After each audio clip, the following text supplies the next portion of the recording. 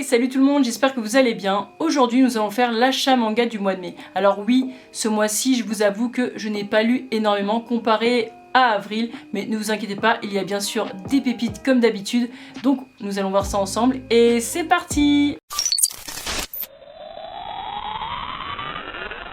Alors je sais, souvent on dit le meilleur pour la fin, mais là on va faire autrement, hein, parce que je l'ai décidé, c'est ma vidéo, donc je fais ce que je veux. On va prendre le meilleur pour le début, avec bien sûr le tome 105 de Détective Conan, qui est bien sûr mon fils. Très heureuse d'avoir enfin ce tome 105 entre les mains. Même si nous n'avançons pas du tout dans l'histoire, c'est toujours un plaisir de le lire. En plus, je l'ai acheté comme à son habitude le jour de sa sortie, donc c'est toujours la même émotion, la même euphorie, la même excitation, la même joie. Je suis trop contente. Le manga numéro 1 dans mon cœur pour toujours, donc très heureuse. Et pour ceux qui n'ont toujours pas essayé Détective Conan, qu'attendez-vous? Allez lire le manga, allez voir le film, allez voir l'anime, je ne sais pas, mais faites quelque chose de votre vie, bon sang. Ensuite, on continue sur les enquêtes avec le tome 12 et 13 de Ron Kamonohashi, Deranged Detective, qui est vraiment pas mal du tout. Vraiment, les enquêtes ici, elles sont très prenantes, je trouve. Et en plus de ça, les personnages sont très attachants. Je suis à fond dedans. Vraiment, je valide totalement. Essayer peut-être en manga papier parce qu'il est vraiment top. Ensuite, j'ai pris le tome 8 de Kindergarten Wars. Toujours un pur plaisir aussi de le lire. C'est vraiment le manga parfait quand on a un petit coup de blues parce qu'il est tellement drôle, tellement good vibes, tellement léger, tellement sans prise de tête malgré toute la violence qu'on peut y voir. C'est un pur régal de le lire. Surtout quand on ne va pas bien, rien de mieux qu'un petit Kindergarten Wars. Ensuite, j'ai voulu essayer le tome 1 de Skate Dance, le club des anges gardiens. Alors honnêtement, je n'ai pas accroché. Je l'ai pris parce que c'était du même auteur que Witchwatch et qu'un abonné m'avait dit justement peut-être que tu peux essayer parce qu'en tout cas c'est dans la même vibe que Witchwatch. Alors c'est vrai, oui c'est dans la même vibe, mais bien sûr ce n'est pas du tout la même histoire. J'avoue que j'ai pas accroché parce qu'il y a trop de dialogue en fait, trop de dialogue pour pas grand chose. Vous voyez par exemple ici, il y en a beaucoup trop. Donc ouais, j'ai pas accroché. Même si dans Witchwatch il y a beaucoup aussi de dialogue, même dans Détective Conan il y en a beaucoup. Mais là, c'est à chaque page quoi. À chaque page il y en a énormément et c'est tout le temps pour ne rien dire en fait. Honnêtement, un peu barbant. Mais heureusement ça ne m'a coûté que 2,50 €, donc techniquement je me suis pas non plus fait arnaquer, c'était pas si cher, je voulais absolument l'essayer donc je suis contente quand même de l'avoir lu, mais j'avoue que je ne continuerai pas la série. Ensuite j'ai lu le tome 1 de Siren Rebirth. Alors vraiment je n'ai rien compris. J'avais compris le début, je trouvais qu'il était même plutôt prometteur, mais après c'est parti en vrille, j'ai rien compris, je trouve que ça part dans tous les sens. Parfois on s'y perd dans les personnages, on ne sait plus. Mais sinon les traits sont très beaux. Mais voilà, ça n'a pas été suffisant pour m'amadouer. Je ne continuerai pas la série, mais peut-être pour les gens qui aiment le manga d'horreur, ça peut être pas mal. Mais pour moi, ce n'est pas mon cas. Ensuite, j'ai lu le tome 7 et le tome 8 de Step Up Love Story. Très honnêtement, on va s'arrêter là. Vous vous souvenez, pour ceux qui ont vu l'achat manga du mois d'avril, j'ai les 20 tomes que j'ai reçus en cadeau, mais très honnêtement, là, je vais m'arrêter à 8 tomes, je vais pas aller plus loin parce que j'ai été assez déçue. Et puis même, c'est trop. Je veux dire, le mari, il ne pense qu'à ça. Il ne pense qu'à coucher avec sa femme. Au bout d'un moment, on souffle, on est fatigué. Et puis trop, c'est trop. Je veux dire, dès qu'il sort dehors, le gars, il pense qu'à ça. Il va voir sa femme, il dit « Ah, viens, on va dans un love hotel. » C'est bon quoi. Ça se voit, elle en a trop marre. Bon, après, quand il la chauffe un peu, bon, elle y va, mais ça se voit que même elle, elle souffle. Vraiment, elle souffle. Et puis même dans le tome 8, c'est là que ça m'a vraiment arrêté. À un moment donné, le mec, il dit oui, j'espère qu'on aura une fille, si on a des enfants, car elle sera déjà aussi belle que toi, mais aussi, on pourra prendre le bain ensemble. Alors, je vous vois venir, au Japon, c'est normal que les parents se baignent avec leurs enfants dans la baignoire, enfin voilà, ils prennent souvent leur bain ensemble, c'est normal. Mais bon, à un certain âge quand même. Donc là, il continue et il dit et puis j'espère que quand elle sera plus grande, elle continuera à prendre le bain avec moi. Donc plus grande, on la voit, elle a à peu près 15-16 ans, hein, même peut-être plus jeune, voire 13 ans, 13-14 ans. Et puis en fait, il l'imagine nue, se coller à lui, et enfin voilà, il imagine plein de trucs avec son corps nu. Moi ça m'a complètement arrêté, je veux dire l'aspect pédophile dans ce genre de manga c'est pas possible pour moi, donc je m'arrête là.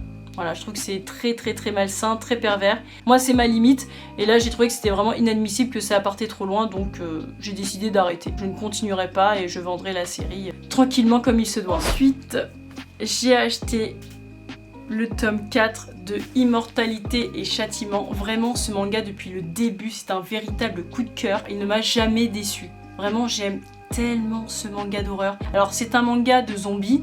Moi qui ne suis pas zombie, je vous avoue que j'ai été trop conquise. Il a aucune visibilité, je le vois jamais dans des mangatech, je le vois jamais en achat manga. Je ne comprends pas parce qu'il est incroyable, vraiment. Le dessin en plus est magique, vraiment majestueux. J'aime beaucoup les tracés, j'aime beaucoup l'ombrage, magnifique. Et je vais essayer de vous trouver une partie où à un moment donné on voit un zombie. Waouh, trop beau. Regardez-moi ça, c'est bien gore en plus, bien stressant. Non, moi j'aime trop, j'aime trop. Je vois personne en parler, alors que c'est une véritable pépite. Il est incroyable, il a zéro faute. L'engouement, il est là, il est bien présent, il est bien prononcé. Donc vraiment, n'hésitez pas, il est génialissime. Et c'est pas des blagues, je n'exagère pas, il est vraiment incroyable. Après, j'ai pris le tome 1 de Killstagram. J'ai adoré. Vraiment très très belle découverte. Je connaissais de nom sur Webtoon, mais j'avoue que je n'ai jamais lu un chapitre. Et donc quand je l'ai vu sorti, j'étais hyper étonnée. Et donc je me suis dit, ah bah il me le faut. Il me le faut parce que ça m'intrigue. En plus l'histoire est vraiment pas mal. Moi ça m'a tout de suite hypé. Une Instagrammeuse qui partage énormément sur ses réseaux.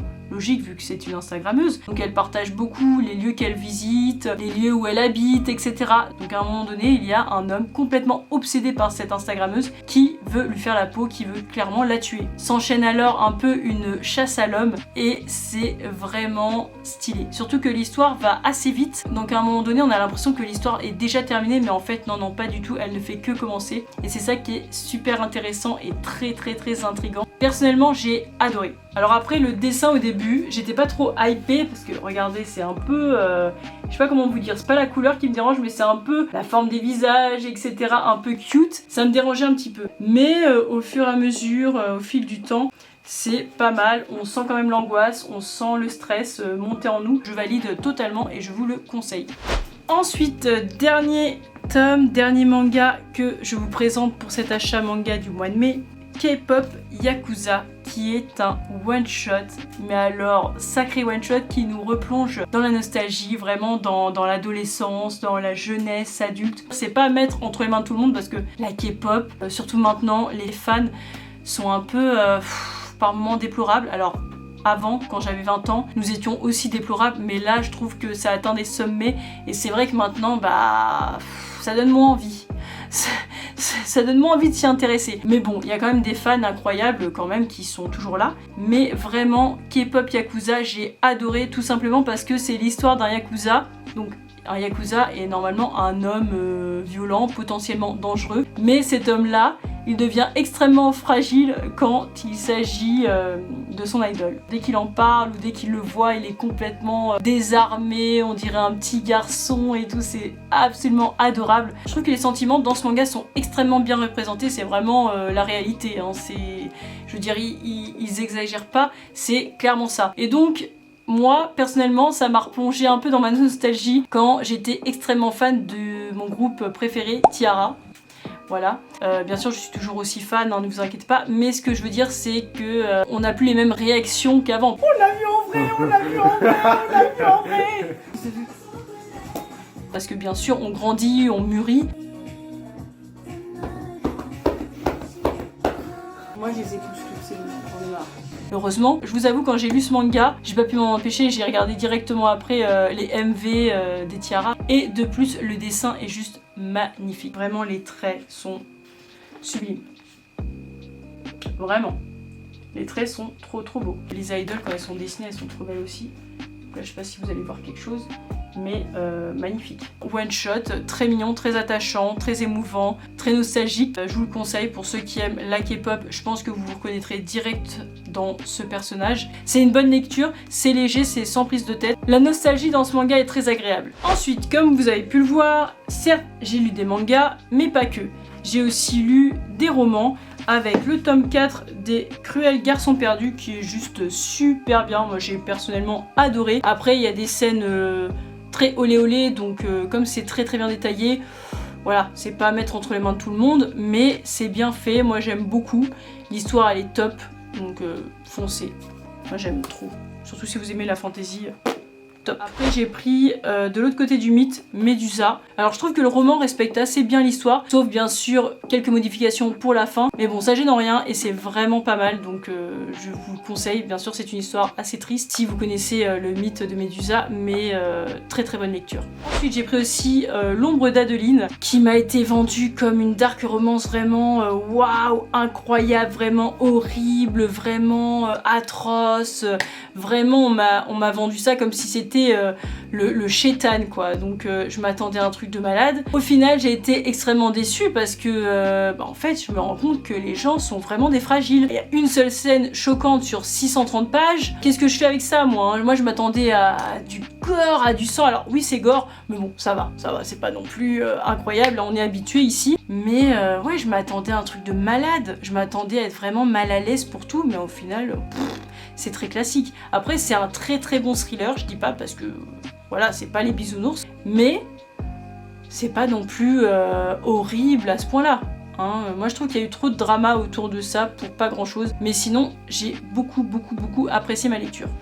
Alors après l'achat manga, après l'achat roman, je vais vous expliquer pourquoi je suis très absente en ce moment, pourquoi il y a beaucoup moins de vidéos. C'est tout simplement parce que depuis janvier en fait je n'ai pas de travail. Je travaillais avant dans l'animation avec les enfants. Ça faisait très longtemps que j'y étais, mais au bout d'un moment il arrive que dans ta vie tu as envie d'autre chose, tu as envie d'être dans un autre domaine, tu as envie d'évoluer. C'est vrai que dans mon ancien travail ce n'était pas possible, en tout cas ce n'était pas l'évolution que je souhaitais, et donc j'ai décidé de faire autre chose. Première fois que je me retrouve dans cette situation, il y a eu des moments où très honnêtement ça touchait un peu l'ego, ça touchait un peu la fierté. C'est vrai que être au chômage c'est pas facile, moi je trouve, même pour le moral, pour le statut etc, c'est compliqué. Les doutes ont commencé à suivre avec une grosse baisse de motivation, des moments d'angoisse, des moments un peu sombres, mais au final qui dit chômage dit pas mal de temps, ce qui a fait que j'ai eu pas mal de temps pour monter mes vidéos, donc progresser. J'ai plus appris ces 5 derniers mois qu'en 5 ans, donc ça c'est une très grosse fierté. Je trouve que j'ai progressé aussi bien dans le montage que dans mes vignettes, rien que pour ça je suis très contente. Après bien sûr je voulais aller encore plus loin, et donc j'ai décidé de faire une formation de montage vidéo, et c'est pour cette raison que je suis très occupée. Je veux vraiment valider ma formation, je la veux, j'espère que je l'aurai parce que j'avoue que je stresse un peu, et puis même j'ai pas beaucoup confiance en moi. J'espère que je l'aurai parce que j'aimerais par la suite devenir monteuse vidéo.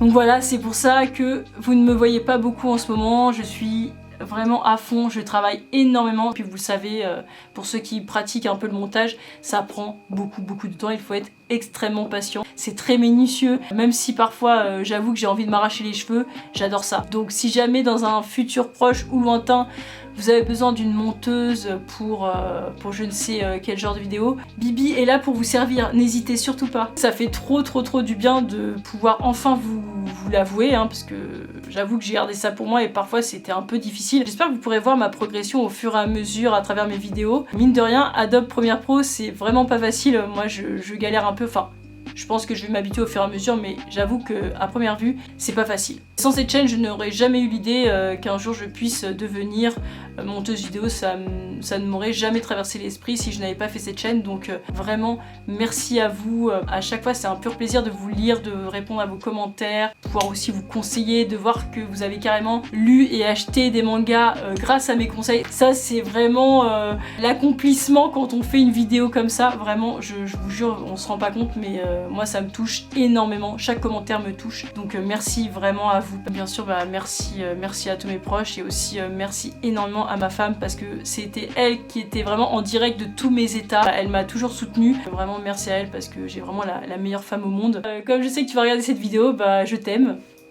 Bref, voilà. Je suis un peu timide quand je parle d'elle, j'avoue. J'ai extrêmement de chance d'avoir tout ce beau monde autour de moi. Ah, et dernier conseil que j'ai à vous donner, n'écoutez pas forcément les gens qui essaieront de vous mettre des bâtons dans les roues, vraiment croyez en vous et faites réellement ce qui vous plaît. Donc sur ces belles paroles, nous arrivons enfin à la fin de la vidéo. J'espère qu'elle vous aura plu, en tout cas n'hésitez pas à lâcher un petit pouce bleu si vous avez aimé et à vous abonner pour de prochaines vidéos. Salut!